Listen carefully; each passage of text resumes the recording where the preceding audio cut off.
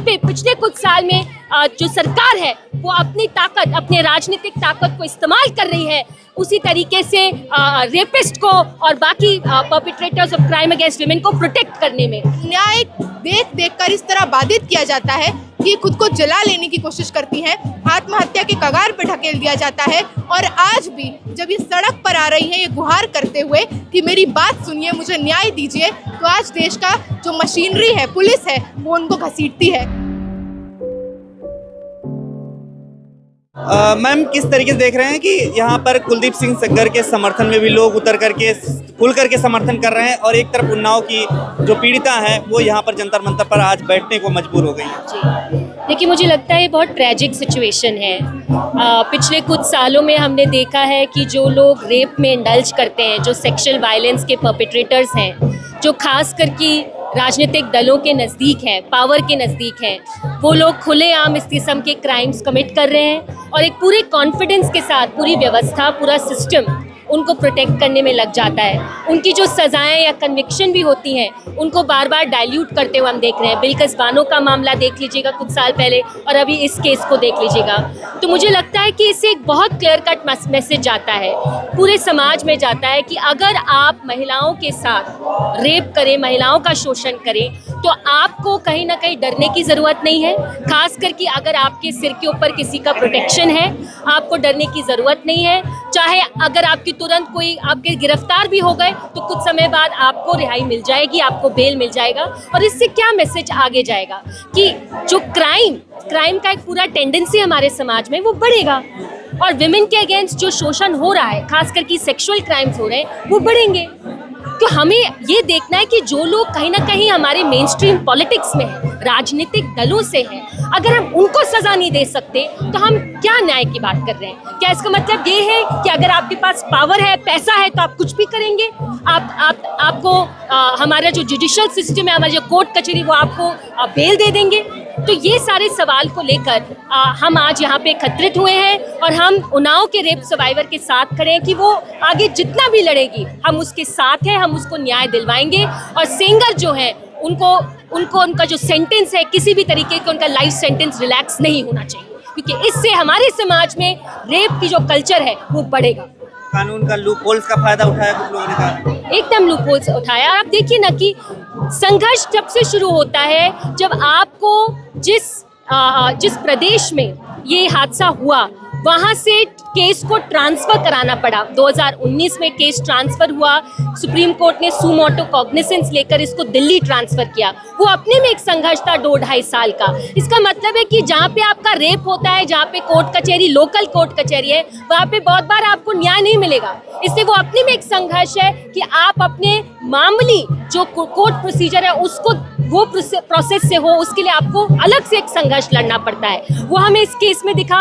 तो हमें ये भी दिखता है कि आगे जब केस बढ़ता है, आर्ग्यूमेंट के स्टेज पे आता है, कन्विक्शन के स्टेज पे आता है, फिर हम देखते हैं कि कैसा जो पूरा राजनीतिक व्यवस्था है, जो पॉलिटिकल क्लास है, खास करके जो लोग सरकार में है, वो फिर कैसे दबाव बनाते हैं हमारे लीगल सिस्टम पे, हमारे पुलिस इन्वेस्टिगेशन एजेंसीज पे, या कुछ ना कुछ निकालो जिसके तहत जिसको कन्विक्शन भी मिला है वो कन्विक्शन किसी ना किसी तरह डाइल्यूट हो। तो हमने बार बार अलग अलग केसेस में देखता है। सबसे पहले ग्राउंड लेवल पे कैसे पुलिस का जो इनिशियल एफआईआर होना चाहिए, इन्वेस्टिगेशन होना चाहिए, जैसे हाथरस में और यूपी में, वहाँ पे कैसे आपने एक बहुत ही महत्वपूर्ण सबूत, जो लड़की की लाश थी, जो दलित लड़की की लाश थी गैंगरेप, आपने उसी को जला दिया। तो उसमें आपने पहली स्टेज में ही कॉम्प्रोमाइज़ कर दिया इन्वेस्टिगेशन का।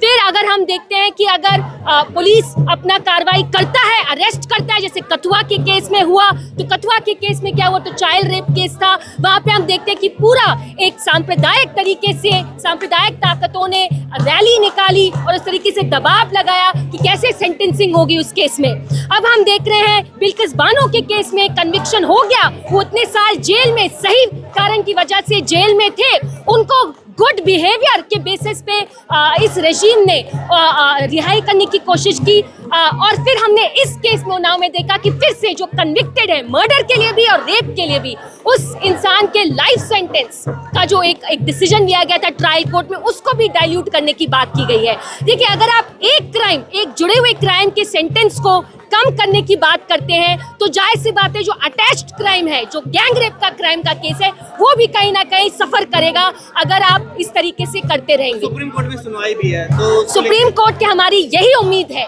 कि वो इस केस के फैक्ट्स को ध्यान से देखें, वो हमारे समाज में जो rising trend of sexual violence against women और चिल्ड्रन है उसको देखें और ठोस कदम उठाएं। और ये जो टेम्परेरी इंटरिम रिलीफ मिला है, the relaxing of the sentence of life sentence in Sengar's case, इसको फिर सुप्रीम कोर्ट वापस से रीइंस्टेट करे। इनको इस केस में एकदम किसी भी तरीके से रिहाई नहीं मिलनी चाहिए, रिलीफ नहीं मिलना चाहिए। उत्तर प्रदेश के मुख्यमंत्री कहते हैं अपराध मुक्त हो गया उत्तर प्रदेश, लेकिन फिर भी देखने को मिलते क्राइम। क्या लग रहा है उनका अपराध मुक्त का जो मॉडल है वो कैसे काम कर रहा है? देखिए, जो सरकार एक बहुसंख्यक हिस्सों महिलाओं को अलग अलग चीज़ों के लिए न्याय नहीं दिलवा सकता, एक समाज यूपी में जहाँ पर ये बात हो रही है कि महिलाओं की मुक्ति हो रही है, महिलाओं को न्याय मिल रहा है, हमें पता है कि वहाँ पर जो कुपोषण, वहाँ पे भूखमरी, वहाँ पे बेरोजगारी जो महिलाओं में है, उनकी जो संख्या है वो साफ साफ दिखाती है कि औसत महिलाएं उत्तर प्रदेश में अभी भी बहुत ही शोषित है।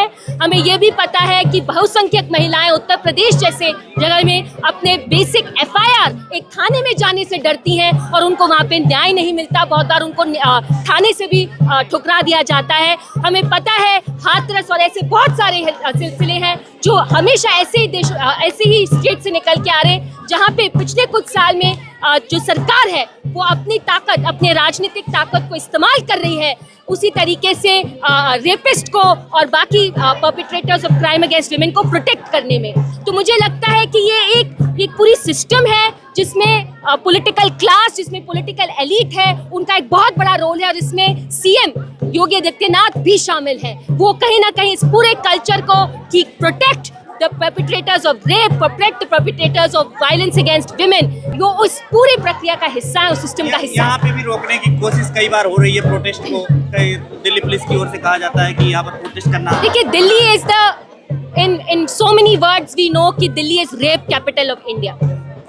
हमारे ही कैपिटल सिटी में दिल्ली में आप देख लीजिए क्या हाल है। तो जाहिर सी बात है यहाँ पे पूरा सिस्टम जो है, चाहे वो यहाँ की सरकार हो, चाहे पुलिस हो, वो प्रोटेस्टर्स जो जेन्युइन इश्यूज को रेस कर रहे हैं उसको दबाने की पूरी कोशिश की जाएगी। आप देख लीजिए डेमोक्रेटिक राइट्स का क्या हाल है कि यहाँ पे पहले जंतर मंतर पार्लियामेंट स्ट्रीट में हम किसी भी वक्त पे आके इकट्ठा हो सकते थे, रेप का मामला हो, अलग अलग मुद्दों का मामला हो, हम यहाँ पे शामिल हो सकते हो, पीसफुल तरीके से सरकार से अकाउंटेबिलिटी मांग सकते थे। अब तो यहाँ पे बहुत बार यहाँ से हमें हटा दिया जाता है, इंडिया गेट से हटा दिया जाता है, वहाँ पे मुश्किल से 10 मिनट प्रदर्शन करने का अधिकार मिलता है।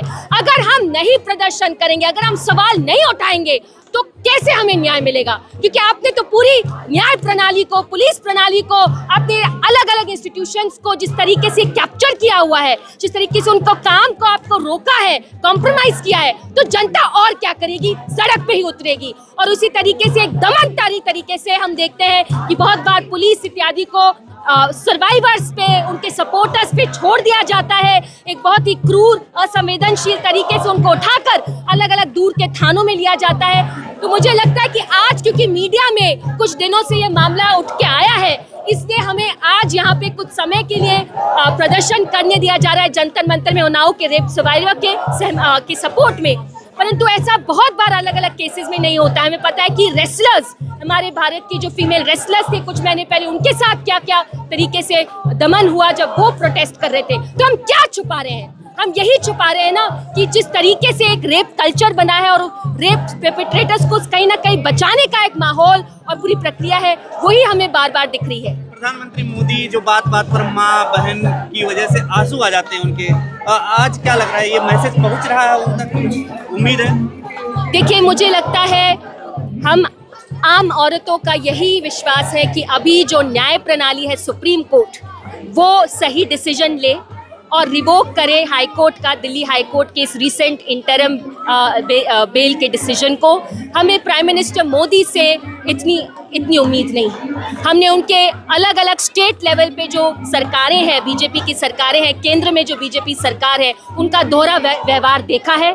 हमें पता है कि उनकी पार्टी से इतने सारे पॉलिटिशियंस हैं जिनके खिलाफ अलग अलग क्राइम्स और खास करके क्राइम्स अगेंस्ट विमेन दर्ज है, और फिर भी उनके पास पार्टी का टिकट है, फिर भी वो कहीं ना कहीं पार्टी का चेहरा है। तो हमें इस किस्म के राजनीतिक दलों और ताकतों पे एकदम विश्वास नहीं है। हमें अपने आंदोलनों पर विश्वास है, हमें सर्वाइवर्स जो लड़ने की ताकत दिखाते हैं उन पे विश्वास है, हम न्याय प्रणाली पर, पुलिस प्रशासन पर, हम सोशल कॉन्शियंस, समाज के सोशल कॉन्शियंस पर दबाव डालते रहेंगे। हमें उस पर विश्वास है कि कहीं ना कहीं उससे हमें न्याय मिलेगा। मैम क्या कहिएगा, आप लोग जो यहाँ पर आए हुए हैं, कुछ लोग समर्थन भी इसके कर रहे हैं, कुलदीप सिंह सेंगर का भी समर्थन कर रहे हैं। बिल्कुल, और वो वही लोग हैं, एक ही थाली के चट्टे बट्टे हैं, बृजभूषण शरण सिंह, जिन्होंने देश में महिला पहलवानों का यौन उत्पीड़न किया, जिन पे पॉस्को एक्ट लगना चाहिए था, और कायदे से तो वो भी कुलदीप सिंह सेंगर के साथ जेल में होने चाहिए।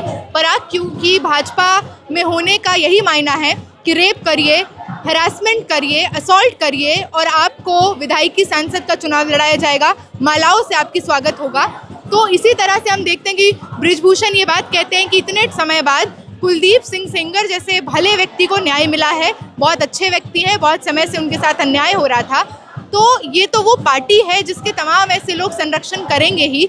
इस पार्टी ने देश को उन्नाव मॉडल दिया है, कठुआ मॉडल दिया है। इस पार्टी ने देश को चिन्मयानंद और प्रज्वल रवन्ना दिए हैं, जिन्होंने, किसी ने 1000 महिलाओं का MMS बनाया और बाल भी बाका नहीं हुआ, किसी ने फिर उसी तरह से सत्ता पक्ष में होने का फायदा उठा के यौन उत्पीड़न किया।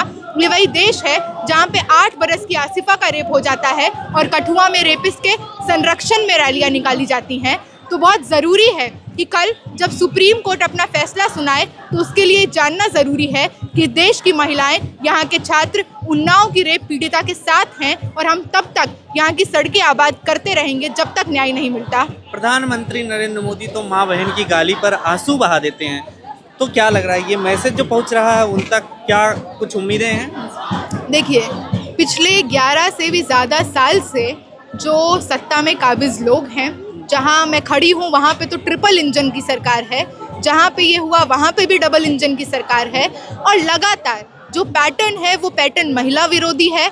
वो पैटर्न आंसू बहाने का, बाहर विदेश में जाकर सीना ठोक कर ये कहने का कि हमारे तो रगों में, DNA में डेमोक्रेसी है, पर सड़कों पे जब छात्र आते हैं, आज ही उन्नाव की रेप पीड़िता जब यहाँ पे आ रही थी, वो और उनकी माँ जब आ रही थी, आपने देखा होता किस तरह से पुलिस ने उनको घसीटा है। जब इंडिया गेट पे, देश के इंडिया गेट पे जब बैठी हैं ये कहते हुए कि मुझे न्याय दो, वहाँ से उनको घसीटा जाता है।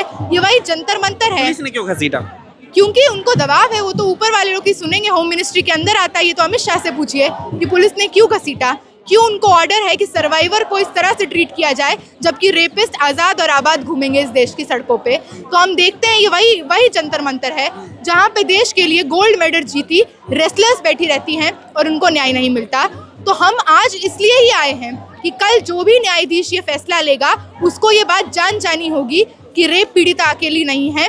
हम मनीषा वाल्मीकि के लिए, हम उन्नाव के लिए, हम आसिफा के लिए, हम हर महिला जो इस राज में ग्रसित है, पिछले 11 साल से दमन झेल रही है, जहाँ पे किसी बिल्किस बानो को न्याय दे देने के बाद न्याय छीन लिया जाएगा क्योंकि वो मुसलमान है, उनके रेपिस्ट जब एक्विटल होगा तो उनको मालाओं से स्वागत होगा। हम ये बता देने के लिए आए हैं कि अब और नहीं चलेगा। कुलदीप सेंगर के लिए एक महिला भी यहाँ पर शायद आई थी, मुझे नहीं पता, लेकिन लोग कह रहे हैं कि तमाम लोग ऐसे समर्थन में हैं, महिलाएं भी समर्थन में हैं। तो महिला के समर्थन में हो जाने से वो व्यक्ति ठीक नहीं हो जाता ना। पितृसत्ता तो ऐसी ग्रसित मानसिकता है जो महिलाओं में भी हो सकती है, और खासकर महिलाओं को जिस तरह से दबा कर, दमन करके घर में रखा जाता है, वो तो पितृसत्ता की गाड़ी को ढकेलने के सबसे अग्रिम योद्धा होते हैं। तो बात खाली महिला संरक्षण में आ रही है, सपोर्ट में आ रही है, उसकी बात नहीं है।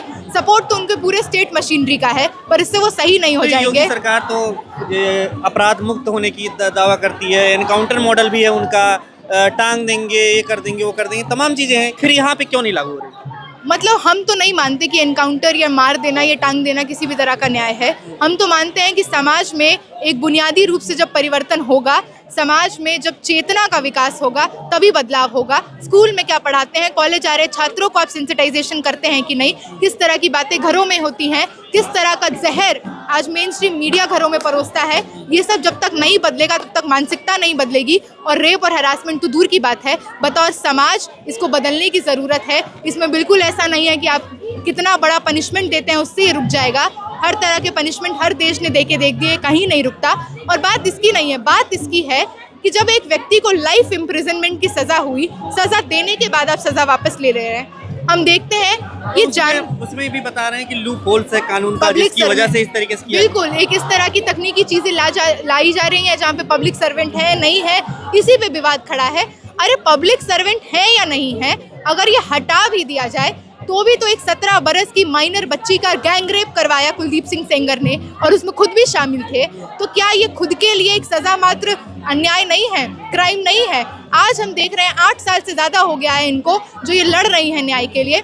आप जानिए कि इनके साथ गैंगरेप होता है, इनके पिता की हत्या कर दी जाती है, इनके घर के परिजनों को ट्रक से कुचल दिया जाता है, इनको इस तरह अन्याय देख देख कर इस तरह बाधित किया जाता है कि खुद को जला लेने की कोशिश करती हैं, आत्महत्या के कगार पर ढकेल दिया जाता है। और आज भी जब ये सड़क पर आ रही हैं ये गुहार करते हुए कि मेरी बात सुनिए, मुझे न्याय दीजिए, तो आज देश का जो मशीनरी है, पुलिस है, वो उनको घसीटती है। लेकिन इस महीने ही निर्भया कांड भी हुआ था, दिसंबर का ही महीना था, और उस पर जिस तरीके से देखने को मिला था, यहाँ पर कुछ लोग आते हैं उनको रोक दिया जाता है दिल्ली पुलिस के द्वारा। तो क्या लग रहा है, लोग नहीं है साथ में इसलिए ऐसा दिल्ली पुलिस कर रही है, या फिर क्या वजह है? देखिए लोग तो इतने हैं, पर ये बार बार ये जानना और बार बार इसको दोहराना ज़रूरी है कि आज जहाँ पे हम लड़ रहे हैं, जहाँ पे खड़े हैं, यहाँ पे ट्रिपल इंजन की सरकार है। ये वही जगह है जहाँ पे आप देखेंगे कि लगातार आज जेलों में सबसे ज़्यादा पढ़ाने वाले, पढ़ने वाले, लिखने वाले, बोलने वाले लोग बंद हैं। हमारे साथ पढ़ रहे कोई उमर खालिद से लेकर सरजील इमाम से लेकर अब अभी हमारे प्रोफेसर हनी बाबू को रिहाई मिली है। तो ऐसे तमाम लोग आज जेलों के पीछे हैं, जहाँ पे इंटेलेक्चुअल्स को जेल में बंद किया जा रहा है, रेपिस्टों को बेल हो रही है। ऐसी जगह पे जनता में नाउम्मीदी बिल्कुल हो सकती है, डर बिल्कुल हो सकता है। लेकिन आज यहाँ पे जो जनता आप देख रहे हैं, ये खाली यहाँ के कॉमन सिटीजन्स नहीं है, जामिया में पढ़ रहे, जवाहरलाल नेहरू विश्वविद्यालय में पढ़ रहे, मैं खुद दिल्ली यूनिवर्सिटी से आई हूँ और तमाम और लोग आए हैं। तो ये स्टूडेंट्स हैं जो जानते हैं कि पढ़ने लिखने के नाते ये काम है हमारा कि हम जाए महिलाओं के समर्थन में, रेप सर्वाइवर के समर्थन में। गोदी मीडिया गो बैक के नारे भी अभी आप लोग लगा रहे थे, क्या गोदी मीडिया की साजिश है इस प्रोटेस्ट को खत्म करने की? बिल्कुल, क्योंकि वो आके ऐसे सवाल ही पूछ रहे हैं कि भाजपा से तो निकाल दिया गया और कुलदीप सिंह सेंगर ने ही ये किया है, ये आपको कैसे पता? तो इस तरह की उल फिजूल बातें बहुत प्रोपेगेंडा है, खासकर जब आप देख रहे हैं कि इतने समय बाद ऐसी जगह पे इतने लोग लामबंद हुए हैं, गोलबंद हुए हैं, तो ये बिल्कुल साजिश है। रिपब्लिक टीवी आया, तमाम ऐसे और लोग आए, ऐसे और प्रिंट मीडियाज भी आए, और सुबह से, क्योंकि हम लोग यहाँ पे 11:30 से हैं, हम देख रहे हैं लगातार इस तरह की कोशिश गोदी मीडिया से की जा रही है कि इसको किसी भी तरह से प्रोजेक्ट किया जाए कि उग्र लोग हैं, किसी भी तरह से भड़काने की कोशिश की जाए। पर हम संविधान में मानने वाले लोग हैं और मनुस्मृति का बार बार जवाब देते रहेंगे। पहलवान आंदोलन में देखने को मिला था, गोदी मीडिया गो बैक के नारे लग रहे थे, तमाम लोग आए, तमाम दिन प्रोटेस्ट चला, लेकिन खत्म करवा दिया है। यहाँ पर क्या कब तक बैठे रहेंगे?